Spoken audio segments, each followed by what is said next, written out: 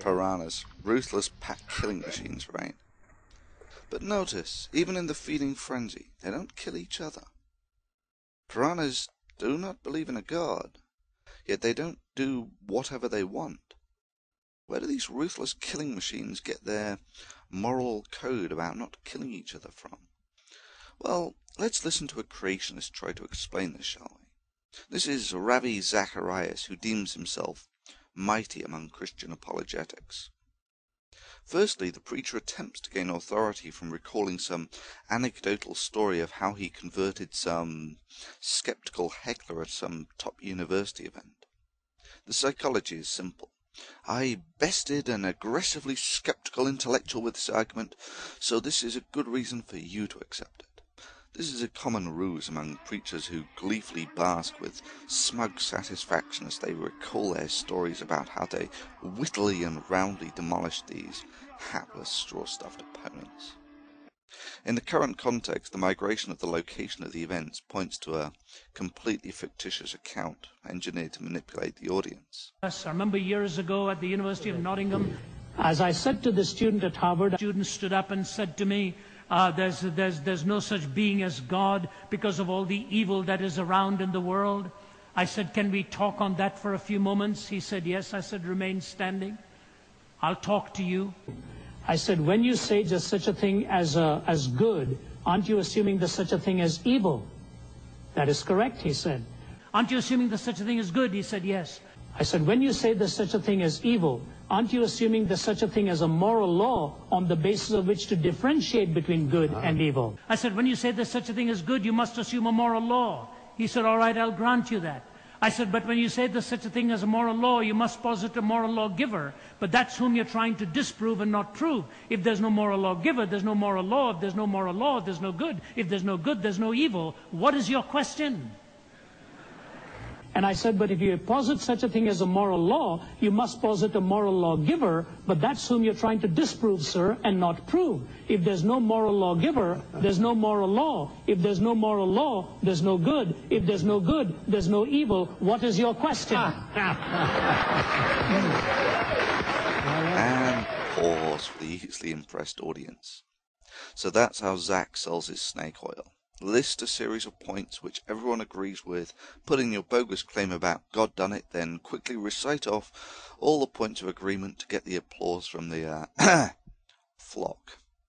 Can anyone say intentionally deceptive? So let's see what else we can prove with Zach's argument. I was talking with an atheist who did not believe that God jacked it, so I said to him, if you assume there is such a thing as dark, are you not assuming that there is such a thing as night? He said, yes. By assuming there is such a thing as night, are you not assuming that there is such a thing as day? He thought about it and eventually said, yes. By assuming there is such a thing as day, are you not assuming there is such a thing as sunrise? He agreed.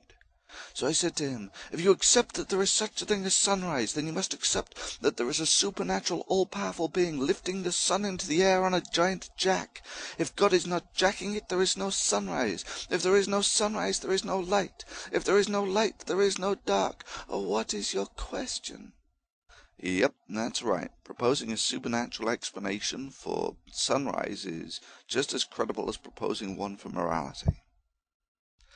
So what is the naturalistic explanation for the origin of morals? How do piranhas know not to kill each other without a supernatural commandment forbidding it? Morals specifically relate to the behavior of individuals within societies.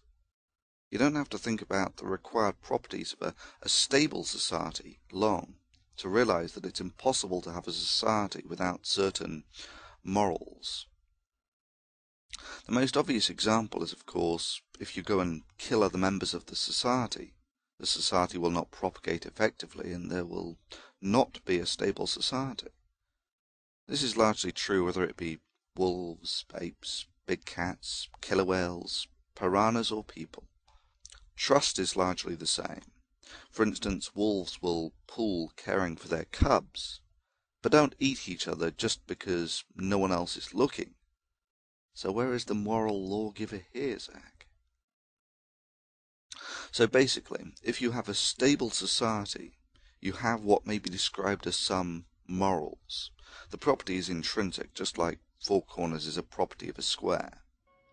Good is usually used to describe behaviours that benefit society, and evil those that are detrimental to it.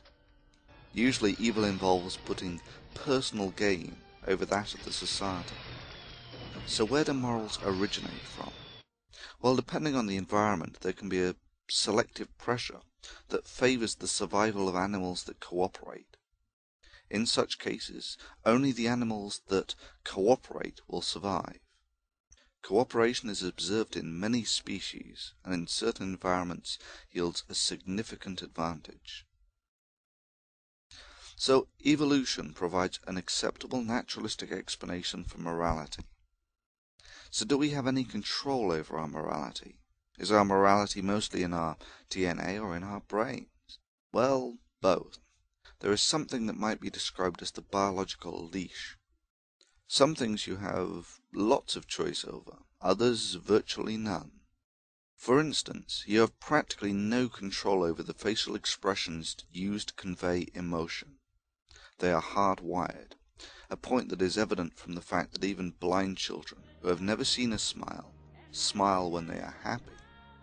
All humans, all over the world, irrespective of what language they use the same facial expressions to convey emotion. So let's take another example of something that's fairly well biologically hardwired. For instance, the desire to protect babies is sufficiently strong that we feel the desire to protect almost anything with big eyes and a relatively large head-to-body ratio. This is generally true of all maternal mammals. Killing is an ambiguous one for the nastiest monkey on the mountain.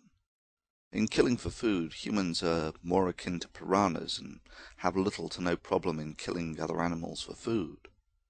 For our hunter-gatherer forefathers, eking out an existence on the edge of survival, killing one of your own clan would be really bad in that all societies require strong social bonding, as your own survival may depend on the individuals around you.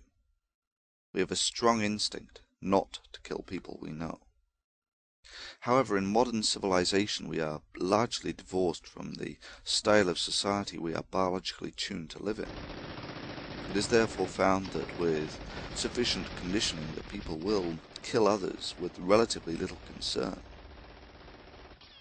Yet in almost all societies, those who submit themselves to such conditioning, training to kill other humans, are seen as of high moral character. Is this good or evil? Does it benefit mankind or not? Is this moral or immoral? What would you do? These are simple questions that cannot be answered simply. Now there will be those who claim that morals are not relative and so on. These are people who have lived sheltered and pampered lives. Moral absolutes are a luxury that can only be afforded by a rich and prosperous society built on something like scientific naturalism. I mean, let's take the usual cause for conflict, resources. Let's put our two families with their absolute morals on an island with only enough food or medical supplies or whatever to sustain one of them. Yeah, absolute morality evaporates quick enough when such individuals are removed from the opulent luxury of a modern society. Indeed, you don't even need a hypothetical situation to highlight the relativism of morals. Take the very real example of total war. Would you carpet bomb cities containing thousands of children to attain victory? Would you nuke an enemy's cities to attain victory? Would you research a weapon in peacetime that could kill hundreds of thousands? This is not a new dilemma. The Romans, who were smart folk, had a saying for this. Inter arma enim silent leges. In times of war, the law goes silent. So, historically it is observed that the morality of mankind is fairly plastic, with people no different from you or I being okay with respect to slavery, children as collateral damage, and even genocide being morally acceptable. So now that you have some background into why we have the morals we do and how flexible they can be, you'll be probably asking the question, how can I work out if my actions are more or less moral than anyone else's?